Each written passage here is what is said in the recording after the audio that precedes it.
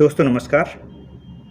आज मैं आपको एक कहानी सुनाता हूँ। एक युवा साधक था, उसके हृदय में आत्मज्ञान की तीव्र प्यास थी। उसने संसार का त्याग करके जंगल में जाकर साधना करने का निश्चय किया तो अपने गुरु से मिलने के लिए पहुँचा। उसे लगा गुरु उसे कोई गूढ़ मंत्र देंगे, कोई विशेष साधना बताएंगे। लेकिन जब गुरु के पास गया तो गुरु ने केवल उससे एक बात कही, यदि साधक ही बने रहना चाहते हो तो बिल्ली मत पालना कभी। युवा साधक को ये बात कुछ समझ में नहीं आई, लेकिन उसने सोचा कि भला बिल्ली पालने में क्या हानि हो सकती है। लेकिन उसने गुरु से कोई प्रश्न नहीं किया। प्रणाम किया, जंगल की तरफ चल दिया।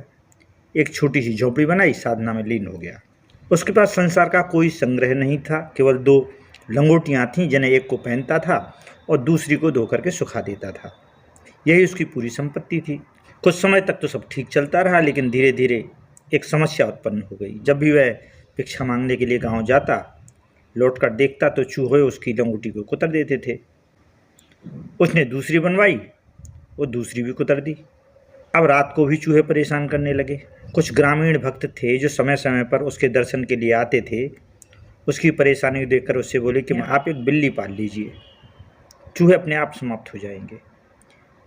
इतना सुनते ही उसे अपने गुरु की याद आई कि बिल्ली मत पालना।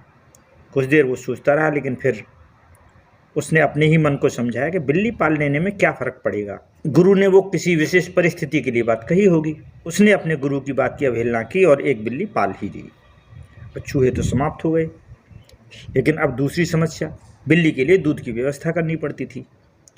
शुरू में गांव वाले आते तो थोड़ा बहुत दूध ले आते, लेकिन ये कोई व्यवस्था स्थायी तो थी नहीं। तो भक्तों ने कहा कि महाराज, हम आपको एक गाय भेंट करना चाहते हैं, आप भी दूध पीजिएगा और बिल्ली को भी पिलाइएगा। उसे फिर से गुरु की बात याद आई। कोई सोचा कि अब बिल्ली तो रख ही ली है, अब एक गाय रखने में भी क्या फ़र्क आ जाएगा, जैसे बिल्ली वैसी गाय। उसने भक्तों की दी गाय भी स्वीकार कर ली। अब गाय के लिए भी घास चाहिए थी। भक्तों ने भी कुछ दिन गाय के लिए घास लाना जारी रखा, लेकिन फिर उन्होंने सलाह दी कि महाराज आप एक काम कीजिए, महाराज आपकी कुटिया के पास इतनी भूमि पड़ी है, उसमें कुछ चारा ही उगा लीजिए। बात उचित थी। थोड़ी सी भूमि साफ की गई, उसमें चारा बोया गया। जब भूमि तैयार हो गई तो ग्रामीण बोले कि अब इसमें थोड़ा अनाज भी बो दीजिए। अब धीरे धीरे वो जो जगह थी उसने पूरी तरह से खेत का रूप ले लिया। अब खेती थी, उसकी देखभाल करनी पड़ती थी, पानी भी देना पड़ता था, रखवाली भी करनी पड़ती थी, फसल आई फसल भी काटनी थी। तो धीरे धीरे साधक का जो समय था साधना से ज़्यादा व्यवस्था में बीतने लगा। एक दिन उसने अपने भक्तों से कहा कि मैं तो यहाँ साधना और ध्यान करने के लिए आया था, लेकिन अब तो पूरा समय इन्हीं कार्यों में निकल जाता है, और जिस काम के लिए मैं आया था वही नहीं हो पा रहा। भक्त तो भक्तों ने फिर कहा, महाराज अगर आप बुरा न माने तो हमारे गांव में एक विधवा स्त्री है, बहुत परिश्रमी है, सच्चरित्र है, उसे अपने यहाँ रख लीजिए। गाय, खेत, आश्रम सारी व्यवस्था संभाल लेगी और आप निश्चिंत होकर के साधना किया करेंगे। उसका भी भला हो जाएगा और आपको भी साधना के लिए पर्याप्त समय मिल जाएगा। इस बार फिर साधक के मन में गुरु की आवाज़ उठी, बिल्ली मत पालना। लेकिन फिर मन ने तर्क दिया कि संसार थोड़ी बसा रहा हूँ, मैं तो केवल अपनी साधना को बचाने का उपाय कर रहा हूँ। और उसने उस स्त्री को आश्रम में रहने की अनुमति दे दी। वह स्त्री आश्रम की सेवा करती, भोजन बनाती, गाय की देखभाल करती, खेती संभालती। तो धीरे धीरे अपनापन शुरू हुआ। अपनापन स्नेह में बदला, स्नेह प्रेम में बदला, और फिर वही हुआ जो होता आया है। विवाह हुआ, बच्चे हुए, बच्चों का पालन पोषण हुआ, उनकी शिक्षा, उनका विवाह, परिवार की अनगिनत जिम्मेदारियां।